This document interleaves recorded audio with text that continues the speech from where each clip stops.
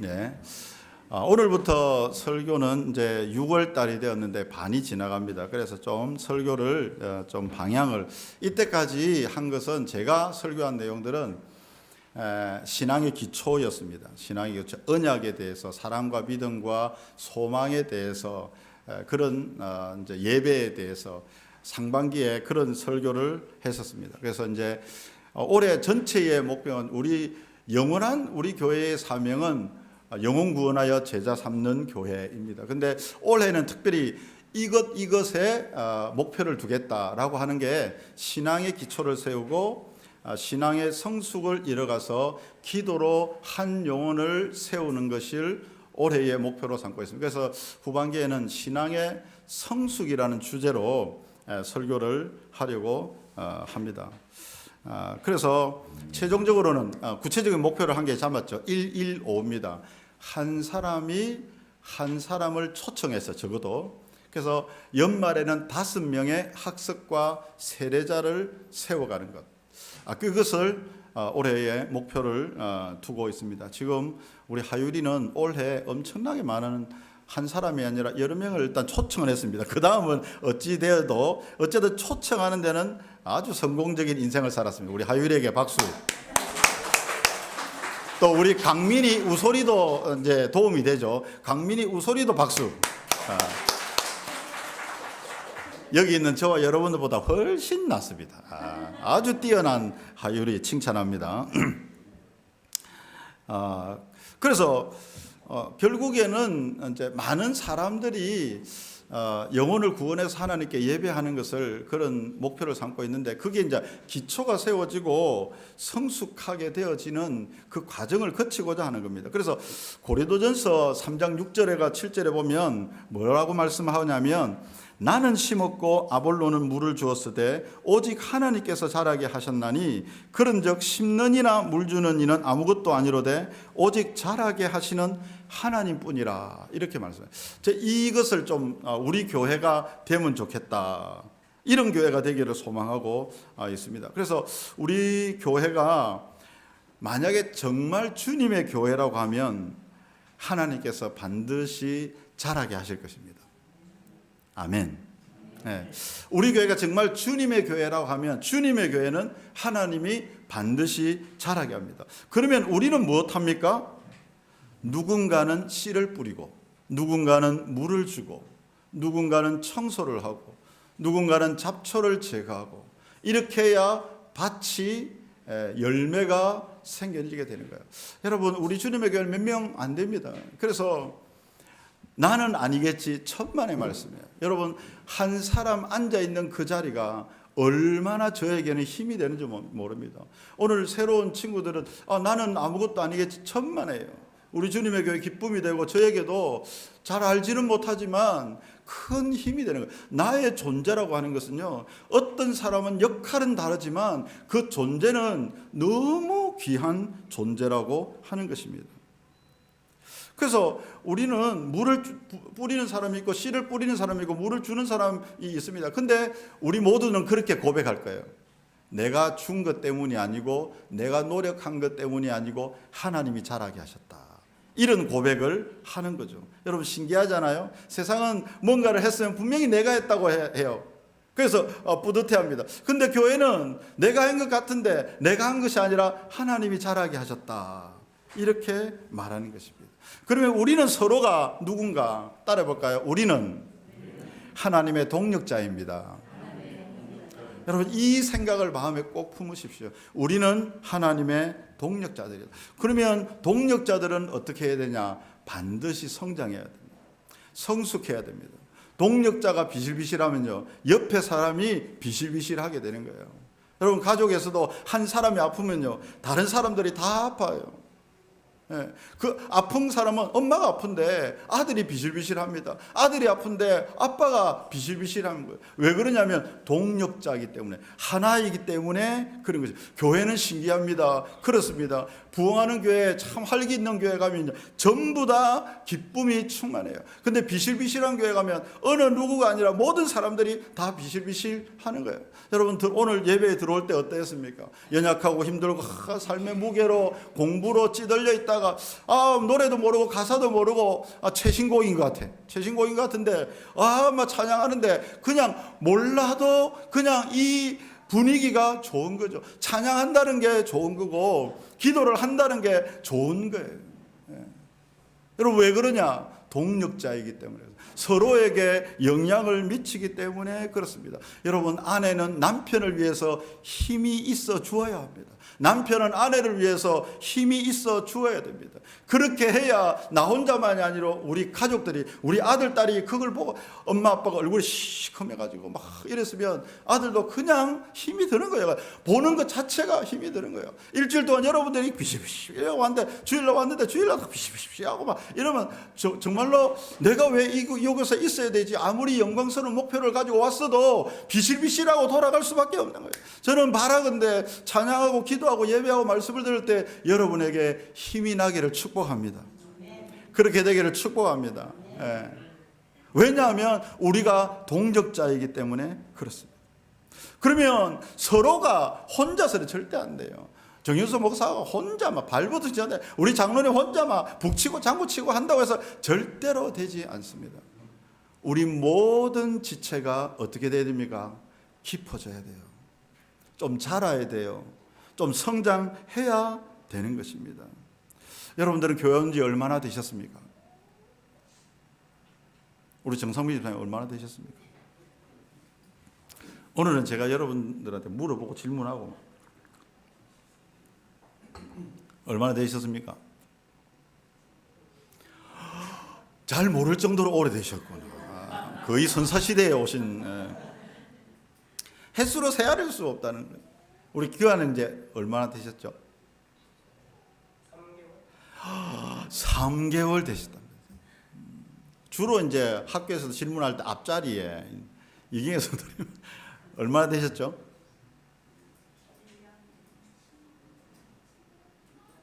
이분은 아주 똑부러져서 개월 수까지 1년 7개월 이렇게 학습받은 날, 세례받은 날 이런 날 다 이제 기억을 하고 있는데, 여러분 보십시오.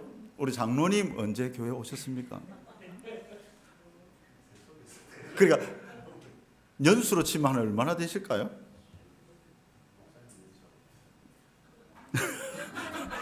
목사님, 제 이름이 연수입니다. 이제 장로님의 개그입니다. 이거는 일단. 장로님은 나이가 만약에 58이라고 하면 59, 59년 정도 다녔어요. 태속의 일전부터 엄마의 뱃속에서부터 다녔으니까. 여러분, 교회가 기가 막혀죠. 3개월 된 사람부터 59년 된 사람과 이렇게 같이 있는 것입니다. 그런데 과연 나는 얼마나 성숙했을까?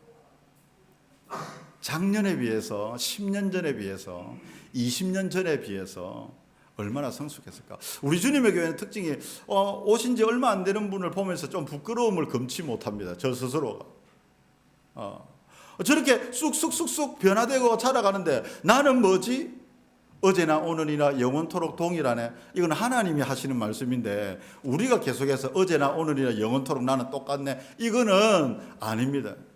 반드시 어떻게 됩니까? 성숙하고 성장하고 자라야 된다. 그런데 여러분, 한 가지 위로를 드리겠습니다. 여러분, 그 기간 동안에 이 자리에 있는 것을 주님의 이름으로 축복합니다. 이 자체가 축복이죠. 지금까지 지내온 것, 그 위기들이 얼마나 많았는데 버티고 이 자리에 있다는 것은 놀라운 하나님의 은혜입니다. 며칠 전에 오래된 이제 교회 다니신 분을 우연히 만났는데 그분이 뭐라 하냐면, 나는 이제 교회 끊었어요. 이렇게 학원 끊듯이 피아노 끊듯이 이제 끊었어요. 믿을 수가 없었어요. 그렇게 오랫동안 열심히 부지런히 봉사하고 섬겼는데 이제는 교회에서 볼 수가 없게 되는 거죠. 여러분, 저 여러분들 이 자리에 앉아 있는 것도 놀라운 하나님의 은혜입니다. 이 자리에 있는 분들은 끊었다가 다시 이어진 분도 있고, 근근히 이어가는 분도 있고, 끈은 튼튼한데 더 이상 자라지 않는 분도 있고 그렇습니다. 그래서 저는 공통적으로 뭐가 필요하냐면 우리 모두에게 성장이 필요하다는 이어졌지만 아직 불안한 어떤 그런 사람도 반드시 성장해야 된다. 여러분, 근데 의외로 변화되는 것, 성장하고 성숙하는 것 쉽지 않습니다. 첫 번째는 시간이 오래 걸립니다. 시간만 오래 걸리는 것이 아니라 시간만 지난다고 저절로 공부 잘하는 거 아니에요. 시간만 지나간다고 남들이 하는 취업을 하고 그다음에 결혼을 하고 절대로 그렇지 않습니다. 여러분, 한 단계 한 단계가 죽을 것 같은 고통이 있어요. 여러분, 우리 친구들 공부하는 학생들 1학년, 2학년 분위기 다릅니다. 색깔 다릅니다. 친구들 다릅니다. 멋모르고 놀던 놈들이 어느 순간에는 막 뭔가 공부한다고 막 해갖고 학원 가갖고 이러면 뭐 상대적으로 불안하고 이렇게 되는 이제 중3이 되고 고3이 되면요, 이제는 완전히 분위기 달라지는 겁니다. 위압감을 가지는 거예요. 어떤 사람은 막 잠도 안 자고 그 좋아하던 축구나 야구나 뭐 이런 것들을 포기하고 그냥 어디 골방에 들어가 기숙사에 들어가지고 막 공부하고 있는 거예요. 그러면 그렇게가 대학교 들어가면 괜찮아질까요? 여러분, 취업하는 거 장난 아닙니다. 우리 집에도 그런 사람 한 사람 있는데 아유, 이렇게 쉽지 않은 줄 몰랐어요. 여러분, 정말로 쉽지 않습니다. 여러분, 성장하고 변화되고 성숙한다는 건요, 그냥 그 자리에 있고 알겠다라고 해서 되는 게 절대 아니에요. 시간도 가야 되지만 뭐가 필요합니까? 대가 지불이 반드시 있어야 됩니다. 고통이 들어가야 돼요. 수고가 들어가야 돼요. 희생이 반드시 들어가요. 그냥 있는데 저절로 절대로 자라지지 않습니다. 여러분, 모중 대나무 아시죠? 모소 대나무라고 합니다. 그런 이야기를 많이 들어봤을 거예요. 이 모중 대나무는 5년 동안 거의 자라는 게 보이잖아요. 딱 보면 사진을 보니까 돌뿌리 같아요. 길거리에 돌뿌리 있잖아요. 돌뿌리 걸려가 넘어지는 것처럼 5년이나 이 대나무가 자랐는데 돌뿌리 정도밖에 이렇게 안 돼요. 근데 5년이 지나고 그때부터는 하루에 30에서 50cm를 자랍니다. 대나무 숲에 사는 사람들 그런 이야기, 대나무가 자라는 소리가 들린대요. 쑥쑥쑥. 거짓말, 진짜 소리가 들린대요. 여러분, 하루에 30cm에서 50cm를 자라려면 소리가 들리겠죠. 그래가 30m, 50m까지 그 가늘이 대나무가 아주 높이 뻗어 있습니다. 그러면 바람이 확 불고 쳤는 거예요. 근데 그렇게 얇은 게 근데 잘 부러지거나 그리고 또 쓰러지 뿌리가 뽑히잖아요. 왜 그러냐? 5년 동안 뭐 하냐면 돌뿌리 같은 그만한 거 보이기 위해서 5년 동안 아래로 4,000m 정도 되는 줄기를 뿌리를 내리고 있다라고 해요. 5년 동안 아무것도 안 하는 것 같지만 사실은 오랜 기간 동안 안에서 깊어지는 뿌리를 박는 그걸 하고 있더라고요. 그래서 그 다음부터는 아무리 바람이 불어도 쉽게 흔들리지 않는 것입니다. 저는 우리 주님의 교회가 지금 3년째인데 앞으로 5년 동안 아무것도 변화되지 않아도 우리 각자가 깊이 뿌리를 내리는 시간이 되면 좋겠다. 성숙해지면 좋겠다. 개개인이 성장하고 성숙하고 이것은 우리 학생들뿐만 아니라 청년들뿐만 아니라 우리 오래된 분뿐만 아니라 처음 오신 분뿐만 아니라 모든 사람이 모죽대나무처럼 깊이 뿌리를 내리는 기간이 필요하다. 여러분, 이곳에서는 가만히 있는다고 절대로 되지 않을 것입니다. 여러 가지 희생과 대가 지불이 필요할 것입니다. 여러분, 오늘 저와 여러분들의 신앙적인 모습은 여러분 그전 5년, 10년의 결과입니다. 그럼 앞으로 3년, 5년의 신앙의 모습은요, 오늘의 모습의 결과일 것입니다. 저는 오늘 도전합니다. 사랑하는 우리 주님의 교회가 5년 동안 뿌리를 내려가는, 그래서 정말 5년 후에는 우리 주님의 5년 후에는 정말 겉으로나 내면적으로나 외형적으로나 정말 변화되어지고 성숙하고 성장되어 있는 그런 기간이 되면 좋겠다. 그래서 저는 후반기에 이 성장의 목표를 가지고 성숙의 목표를 가지고 야고보서를 선택했습니다. 야고보서의 주제는, 제 나름대로 봤을 때 야고보서의 주제는 온전함입니다.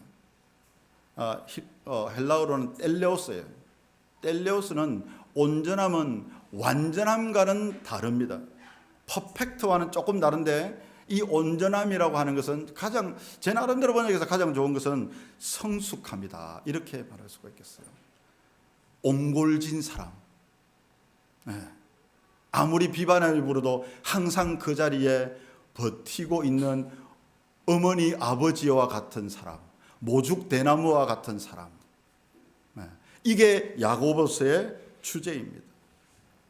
그래서 저는 이 야고보서를 통하여서 그리스도인의 실제, 야고보서는 삶을 다룹니다.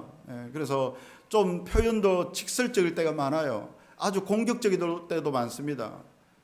그래서 거기에서 우리는 지혜를 얻을 수가 있는 것입니다.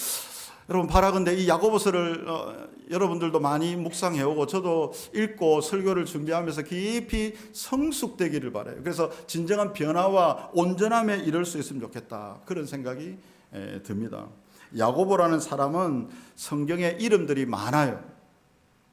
특히 예수님의 12제자 중에서도 야고보라는 이름이 2명이에요. 알페오의 아들 야고보가 있고 세베대의 아들 야고보가 있습니다. 그러면 이 야고보서를 쓴 야고보는 누구냐?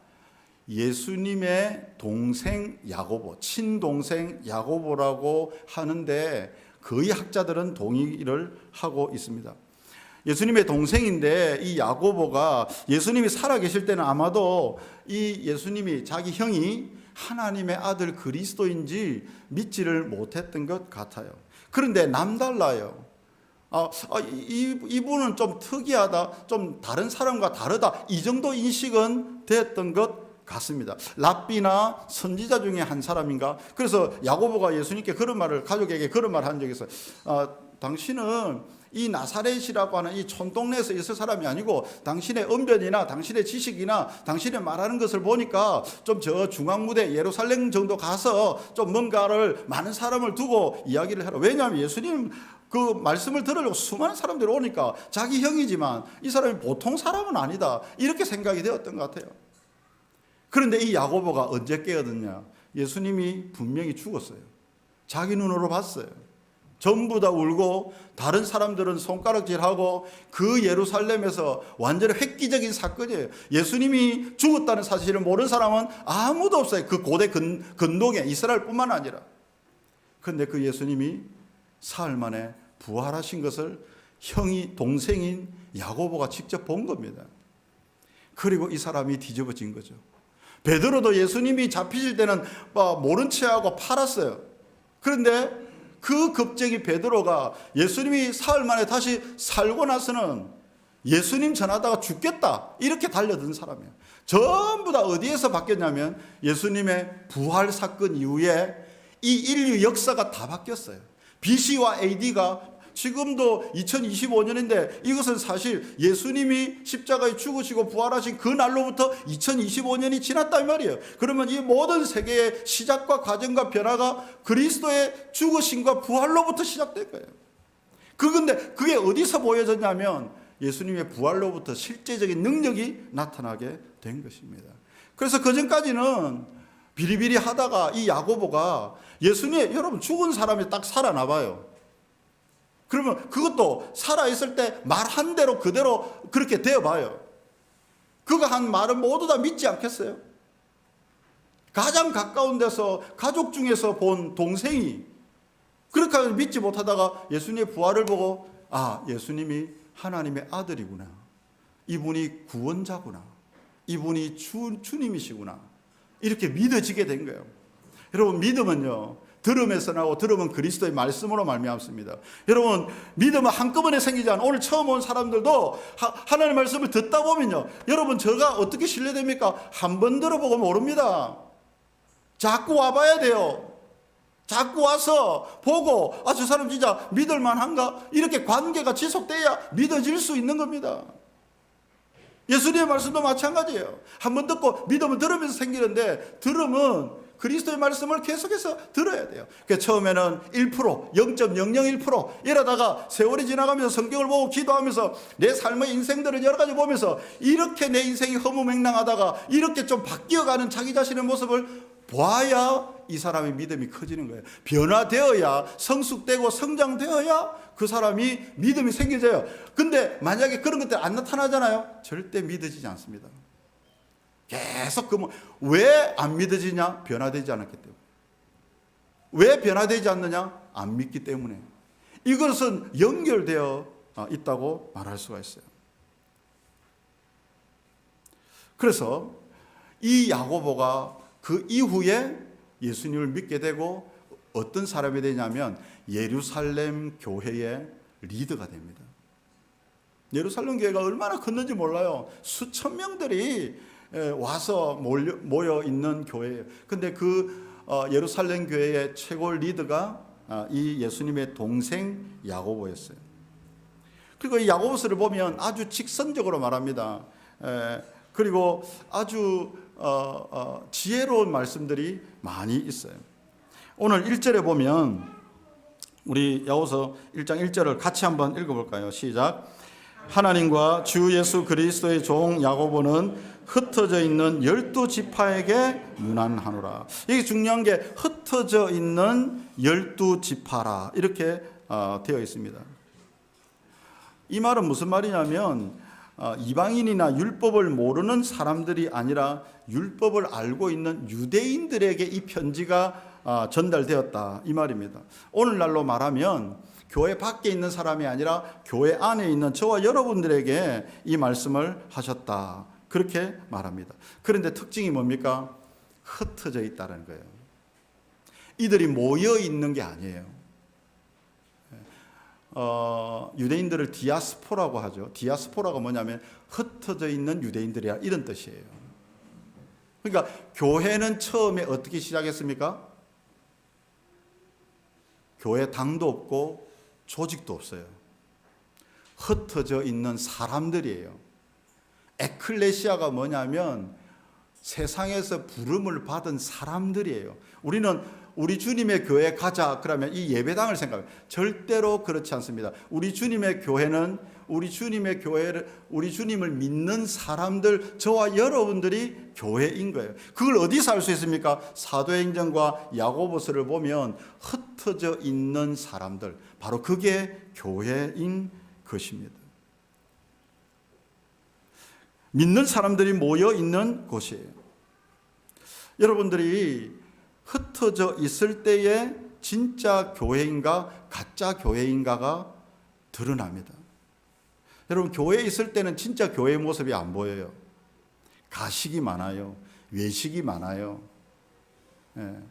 근데 진짜 교회는 언제 나타나냐면 흩어질 때 나타납니다. 여러분 교회에 아주 초대교회사적인 교회의 의미가 뭐냐면 미셔널 처치입니다. 미셔널 처치. 미션이 뭐냐면 선교적 교회라는 말이에요. 이 말이 그러면 선교사님을 후원하고 선교사를 파송하는 교회라는 말이냐? 그것이 아니에요. 미셔널 처치라는 말은 우리의 삶의 현장에 교회로 산다는 의미예요. 오늘도 이렇게 예배를 마치고 여러분 가정으로 돌아가면 가정에서 교회로 살아야 그 사람이 진짜 교회인 거예요. 여러분 직장, 사업장, 친구들과 학원, 학교 그곳이 진짜 교회라는 이야기예요. 저는 어제 들었나요? 놀라운 소식을 한 개 들었는데 부산의 가장 큰 교회가 수영로 교회입니다. 부산뿐만 아니라요. 서울, 경기를 제외하고는요. 그 밑으로 가장 유명한 교회가 수영로 교회예요. 근데 수영로 교회가 50주년을 맞았어요. 그래서 50주년을 맞아서 뭘 한다고 선포를 했냐면 다음 주인가 그렇다고 이야기를 하던데 그 하여튼 한 15,000명, 2만 명 정도는 되지 않을까요? 그런데 이 사람들을 전부 그 주일에는 자기 교회에 오지 않고 다른 교회로 가라 이렇게 이야기를 한 거예요. 여러분 저는 목회자잖아요. 제 목회자들 중에서 그 해운대 주변에 있는 목사님들의 작은 교회 목사님들의 아픔을 엄청나게 많이 들었더랬어요. 마치 진공청소기처럼 수영로 교회에 뛰어난 목사님과 그 조직들이 만들어지면서 주변에 있는 작은 교회들을 다 빨아들여 버렸어요. 그래서 교회에 있던 교회들이 무너진 교회들이 상당히 많았어요. 그래서 아픔도 그분들이 그렇게 하려고 한 거 아니고 성도들은 찾아가잖아요. 좋은 교회, 좋은 시스템, 좋은 교육, 좋은 설교, 좋은 사람들이 있는 곳으로 막 몰려듭니다. 그래서 막 거대하게 되어버렸어요. 근데 50주년을 맞아서 자기들끼리 애니버서리를 하는 게 아니라 50주년 축제를 하는 게 아니라 저 가덕도 거제도 막 모든 곳으로 버스를 대절하고 각자 구역에서 이렇게 해가지고 교회를 그곳으로 흩어져라. 그리고 그곳에서 예배를 드리고 우리 교회에서 헌금한 것보다 가장 많은 액수를 헌금을 하면 좋겠다. 목사님이 그렇게 이야기를 하시더라고요. 그리고 만약에 그 교회가 좋아서 이곳에 오기 싫다, 그곳에 계속 다니셔도 좋다, 이렇게 이야기해요. 저는 가슴이 두근두근 거렸어요. 저는 우리 교회는 그렇게 크지 않는데 제가 진짜 만약에 하나님이 큰 교회를 주시면 정말 그렇게 하고 싶다는 강렬한 열망이 있거든요. 근데 저는 그걸 들으면서도 우리 교회도 한번 가야 되겠다. 우리 교회 전체 다 가서 한 교회 가서 지금 모르지만 작은 예배당은 남아있는데 사람들은 한두 명 있는 교회가 우리 남마산로에도 제법 있어요. 우리가 다 가서 거기서 오랫동안 있는 목사님과 사모님을 하면서 같이 이게 하나님의 동력자라는 의미가 아닐까. 크면 크고 작으면 작은 대로 하나님의 사역자들이 하나님의 일을 할 때에 이런 마음을 가져야 되지 않을까. 그래서 저는 그 설교를 오늘 아침에도 듣고 왔는데, 들으면서 제가 왔는데 너무 마음이 두근거리고 막 우리 주님의 교회도 앞으로 작지만은 방향과 목적이 자꾸 세워지는 것 같은 거예요. 그래서 우리 교회가 좀 일단은 커져야 되겠다. 그러면 우리가 좀 성숙하고 성장되고 좀 저는 우리 장로님, 집사님, 권사님 보통 사람들이 아니라고 생각해요. 내가 가정교회 세미나 막 가봐도요, 이런 분 아무도 없어요. 제가 컨퍼런스 세미나 많이 갔거든요. 요 근래 피곤할 정도로 엄청나게 많이 갔어요. 근데 사람들과 나누고 우리 교회 성도들이 너무 보석이다, 이 생각이 너무 많이 들어요. 근데 이게 동력자가 돼서 함께 시너지가 되면 이 파워가 얼마나 크겠냐, 이 생각을 자꾸 꿈을 꾸게 되는 거예요. 자꾸 저 집사님은 저분은 요거만 들어가면 불이 일어날 텐데 막 이런 생각들이 계속 드는 거예요. 여러분, 초대교회도 우리가 조직으로 만들어진 지금의 교회를 바라보지 말고 성경을 한번 보세요. 성경에 나와 있는 교회 모습이 어땠는가. 예루살렘 교회에 엄청나게 많이 모인 교회, 하나님이 일부러 쳐서 순교를 당하게 하면서 스데반을 죽이면서까지 예루살렘 교회를 다 쫓겨나게 해버렸어요. 그리고 나중에 사도행전 13장에 보면 안디옥 교회가 생기는데, 안디옥 교회가 미션을 처치해요. 안디옥 교회는 교회 형체도 없어요. 바울과 바나바와 베드로와 이런 사람들이 각자에 있는 교회를 세워가다가 모여서 거기에서 또 작전 짜고 또 흩어지고, 모였다가 흩어졌다가 모였다가 흩어졌다가 이렇게 하는 거예요. 이게 성경에 나와 있는 교회 모습이에요. 여러분, 우리 착각하면 안 됩니다. 여러분들이 다녔던 교회가 교회 모습이 아니고, 내가 본 교회가, 내가 몸도왔던, 내가 이때까지 들었던 교회가 매스컴에 나온 교회라고 하는 그 교회와 그 목사라고 하는 그 목사가 다가 아니고, 성경에 나오는 목사가 있고, 성경에 나오는 성도가 있고, 성경에 나오는 교회가 있다는 이야기예요. 그 교회는 모이는 교회이고, 그리고 흩어지는 교회이다, 이렇게 말씀하는 거예요. 여러분, 야고보서를 통해서 제일 첫 번째 나와 있는 말씀이 뭐냐면, 흩어져 있는 12지파에게 문안한다. 여러분, 이게 야고보서, 이거는 이렇게 편집이 되어 있지만 이거 편지입니다. 그러니까 한 곳에 조직도 없고 건물도 없으니까 이 편지를 돌아가면서 읽었어요. 오늘은 장윤희 집사님 집, 내일은 정상미 집사님 집, 그 다음에 장윤정 집사님 집, 이렇게 이 야고보서를 돌려가면서 이걸 읽으면서 교회의 모습이 되었다는 거예요. 그래서 우리는 오늘날도 목장이 교회라고 그렇게 생각하는 겁니다. 가정으로부터 가장 작은 규모인 가정이 교회가 되고 목장이 교회가 돼야 연합의 이 안디옥 교회라고 하는, 예루살렘 교회라고 하는 이런 교회의 모습이 만들어진다라고 하는 것입니다. 그 첫 번째 교훈만 말씀을 드리겠습니다. 그게 뭐냐면 2절입니다. 2절 같이 읽겠습니다. 2절 같이요. 시작. 내 형제들아, 너희가 여러 가지 시험을 당하거든 온전히 기쁘게 여기라. 계속해서 3절. 이는 너희의 믿음의 시련이 인내를 만들어내는 줄 너희가 알미라. 4절. 인내를 온전히 이루라. 이는 너희로 온전하고 구비하여 조금도 부족함이 없게 하려 함이라. 여러분, 오늘 우리 교회 우리 성도들에게 하나님이 뭐라고 말씀하시냐면 여러 가지 시험을 만나거든 온전히 기쁘게 여기라. 여기서 시험이라고 하는 것은 시련이라고, 영어로는 trial이라고 할 수도 있겠습니다. 쉽게 말하자면 여러 가지 고난, 어려움, 힘든 것들, 아픔들, 이러한 것들입니다. 사람마다 다들 어려움들을 가지고 있어요. 이게 여러 가지들. 여러분들이 가지고 있는 시련은 어떤 겁니까? 공부입니까? 친구 관계입니까? 아니면 우리 엄마 아빠입니까? 여러분, 의외로 아이들의 가장 큰 고민이 뭐냐 이렇게 물었을 때 엄마 아빠라는 그 설문지가 엄청나게 많아요. 왜냐하면 가장 힘들 때, 엄마 아빠가 싸울 때, 힘들 때 아이들도 고스란히 그걸 전달받고 있다는 거예요. 여러분, 이거 정말 두려운 일입니다. 가정이 교회라고 하면, 가정에서 교회답게 세워지지 않으면 교회에서 교회될 수 없다니까요. 학교에서 교회답지 않으면 교회에 아무리 수십 년을 다녀도 교회될 수 없다는 이야기예요. 그래서 가정에서 우리는 한번 생각해 봐야 됩니다. 우리 가정에 나 자신에게 있어서 가장 어려운 문제는 뭔가, 시련이 뭔가. 경제적인 문제일 수 있습니다. 돈적인 문제 있을 수 있습니다. 또 육체적인 질병의 문제 있을 수 있습니다. 관계나 친구 관계나 여러 가지 것들이 될 수가 있습니다. 분명한 건 이런 건 다 시련이에요. 시험이에요. 어려움이에요. 여러분, 이 야고보서 성경에 기록될 때의 시련은 어떤 것이었을까요? 여러분 한번 상상해 보세요. 어떤 것이었을까요? 혹시 우리처럼 먹는 것, 돈, 서로의 관계, 집을 어떻게 살 것인가, 뭐 이런 것들이었을까요? 그렇지 않을 겁니다. 이 당시의 시련은 뭐냐면 예수 믿는다고 잡아 죽이는 겁니다. 믿는다 이 표현만 되면 로마의 원형 경기장에 잡혀가서 거죽이 벗겨지고 기름에 태워지고 죽이고, 그리고 양 손을 묶어서 말로 찢어서 죽이는, 이 사람들이 전부 어떤 사람들이었냐면 그리스도인들이었어요.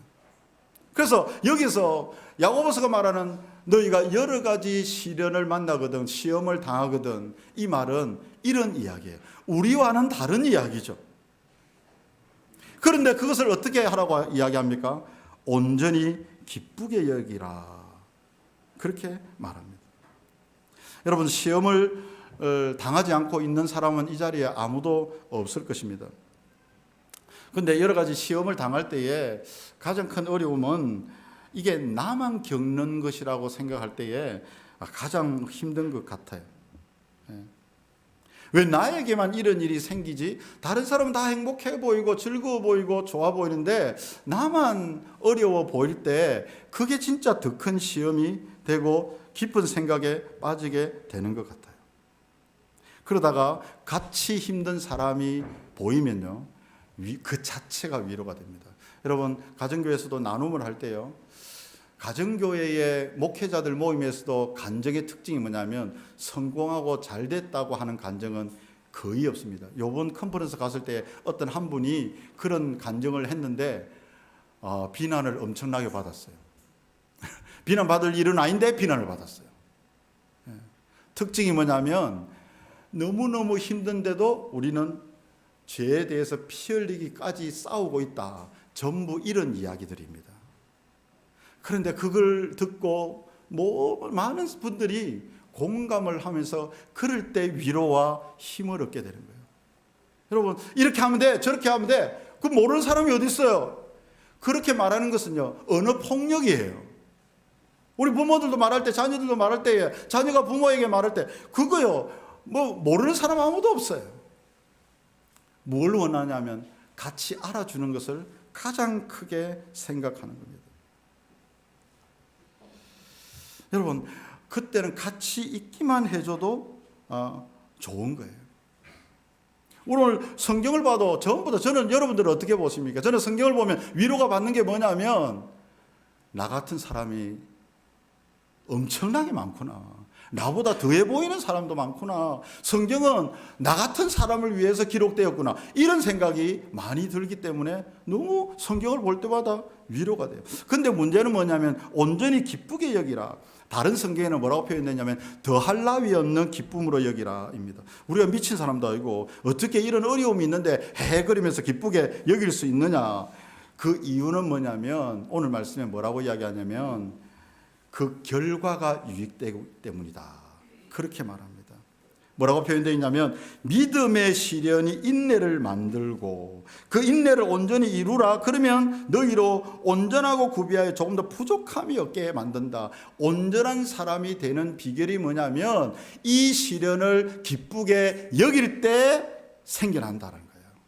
여러분 결과를 알면요 과정을 극복해낼 수가 있습니다. 여러분 임신을 합니다. 여러분 임신하면 죽을 것 같아요. 저는 안 해봤지만은 전부 다 힘들다고 해요. 막 딱 임신을 하자마자 구토가 일어나고 음식을 먹지 못하죠. 그리고 또 여러 가지 질병에 노출되어서 약도 잘 먹지 못합니다. 그리고 아이가 자라면서부터 막 모든 행동들이 어려워지는 겁니다. 그런데 왜 참습니까? 왜 이걸 또 임신을 합니까? 나중에 생명이 태어나기 때문에 그래요. 저는 이 생각을 하다가 이런 생각을 해요. 진통이 있어야 생명이 나는구나. 이 생각을 하게 됐어요. 예수님의 십자가에 진통이 있어야 우리가 살아나는 생명이 나게 된다. 이런 느낌이에요. 여러분 생명을 얻고 나서도 그 다음부터도 계속해서 여러 가지 시련들이 있어야 우리가 어떻게 해요? 자라게 된다. 공부도 마찬가지인 것 같아요. 그 결과를 생각하면 과정들을 좀 넉넉히 좀 참아내고 이겨낼 수 있는 것 같습니다. 그렇기 때문에 이 결과를 생각한다면 이 과정을 기쁘게 여길 수 있다. 그렇게 말합니다. 이 결과가 어떤 유익을 준다고 이야기하냐면 믿음의 시련이 인내를 만들고 인내는 우리로 하여금 아무것도 모자람이 없이 부족함이 없게 만든다. 다른 말로 하면 제가 오늘 야고보서를 통해서 설명하고자 하는 건 성숙하게 만든다는 거죠. 성숙의 필수 요소가 뭐냐면 여러 가지 시험입니다. 그냥 시험을 당하면 안 돼요. 그것을 인내로 만들 수 있도록 해야 된다. 라고 하는. 여러분 인내라는 단어가 헬라어로 히포모네입니다. 히포모네의 의미가 뭐냐면 상황에 압도당하지 않고 상황을 압도하는 것이다. 이렇게 되어 있어요. 저 여러분들에게 묶여져 있는 여러 가지 상황들이 있습니다. 여기에 묶여 있는 자가 아니고 그 상황을 압도하는 것이 뭐냐면 인내입니다. 그러니까 어쩔 수 없이 내가 고통을 당하면 여러분 상처가 됩니다. 오랜 시간 동안 참으면요 여러분 병날 수 있어요. 병원 가야 돼요. 정신병원에 가야 될 수도 있어요. 그로 인해서 공황장애, 우울장애 장애가 막 생길 수도 있다니까요. 그런데 이것을 내가 그 상황을 압도해 버리면 이게 참아낸 것이 되는 겁니다. 그것이 인내가 되는 것이다 라고 말하는 거죠. 여러분 우리가 그리스도인으로서 여러 가지 시련을 당할 때에 이것을 상황에 눌리지 않고 이것을 압도해 버리면요 여러분 이것이 나중에는 온전하게 우리를 이끌어가게 된다라고 하는 것입니다. 물론 아무리 그래도 어려움이 생기면 어려운 것이지 어떻게 이렇게 기쁘게 여길 수 있는가. 수요 예배 때 제가 이걸 말씀을 드렸어요. 이 근래에 제가 느끼는 거거든요. 고린도서 6장 9절에 그런 말씀이 있습니다. 내가 근심하는 자 같으나 항상 기뻐한다.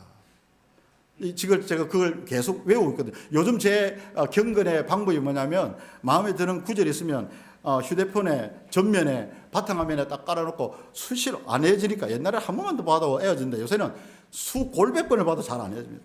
오늘도 사실은 내 목적은 이걸 6장 9절을 다 외우고 이렇게 말하는 건데 한 줄밖에 생각 안 나요. 근심하는 자 같으나 항상 기뻐하고 아무것도 없는 자 같으나 모든 것을 가진 자이고 한 가지가 더 있는데 여러분 나중에 찾아보시기 바랍니다. 그런데 중요한 것은 근심하는 자 같으나 항상. 근데 남들이 보기에는 뭐예요? 솔직하게 근심한 자 같다. 가난한 자 같으나 많은 것을 나는 많은 사람들을 부유하게 하는 자다. 이게 중간에 있는 거예요. 남들이 보기에는 돈 없어 보여요. 그런데 그의 삶은 뭐냐면 많은 사람들을 부유하게 하는 자예요. 남들이 보기에 아무것도 가진 것이 없어요. 그런데 모든 것을 가졌다고 이야기해요. 앞에 것은 남들이 보는 눈이고 뒤에 것은 믿음으로 내가 하나님께 보는 눈이에요. 여러분, 이거 기쁨이라는 게 어떻게 기뻐할 수 있느냐? 바로 이것이에요.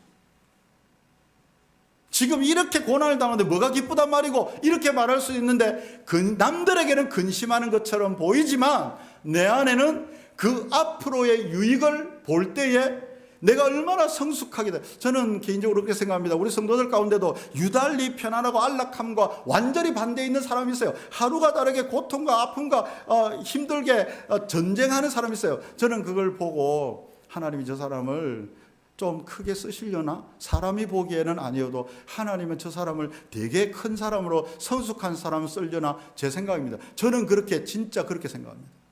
그래서 그분이 너무 고귀하게 저같이 보는 사람이 분명히 있다는 걸 여러분 알면 좋겠다. 반대로 너무 편안하고 안락하고 해하호 하는 사람은 저는 그렇게 크게 보지 않습니다. 위험하다고 봅니다. 여러 가지 시험을 받는 것 중에 그것은 아주 큰 시험이라고 저는 생각합니다. 어떻게 기쁘게 여길 수 있다고요? 앞을 내다보면, 믿음으로 하나님을 보면. 여러분, 영어로 기쁨이 뭡니까? 조이잖아요. 조이가 존 파이프 목사님이 기독교 희락주의라고 하는 말을 자주 쓰는데, 여러분, 존 파이프 목사님이 조이를 뭐라고 말하냐면 Jesus overflow you. 기쁨이 뭐냐? 예수님이 너를 넘치게 하는 것이다. 예수님이 우리를 넘치게 해주시는 것이다. 여러분, 오늘도 찬양하고 예배하고 말씀을 듣고 아무것도 가져가는 것이 없이 가는 것이 아니라 이 예수님이 주시는 기쁨을 가지고 가게 되기를 축복합니다. 제 목소리가 너무 크죠? 누가 이해했습니까? 서명희 집사님 내 목소리 그대로 들었습니다. 우리 초등부에서도 애들은 솔직하잖아요. 제가 목소리가 목사님 너무 시끄러워요. 진짜로 누구라고 이야기는 안 하겠습니다. 또 어떤 식으로 길을 막아요. 미안하다. 내가 조금만 줄일게. 그러면 목소리를 줄이면 또 안 들어요. 그래서 또 감을 확 지르거든요. 그러면 또 잘 듣기도 하고. 이렇게 적당하게 조절해서 하겠습니다. 여러분, 그러나 여러분 돌아가실 때 오늘 Jesus overflow you. 하나님이 우리에게 흘러 넘치게 하는 기쁨이 남들이 보기에는 고난처럼 보이는 그런 시련 가운데서도 하나님이 그런 것들을 저와 여러분들에게 부어주시기를 주님의 이름으로 축복합니다.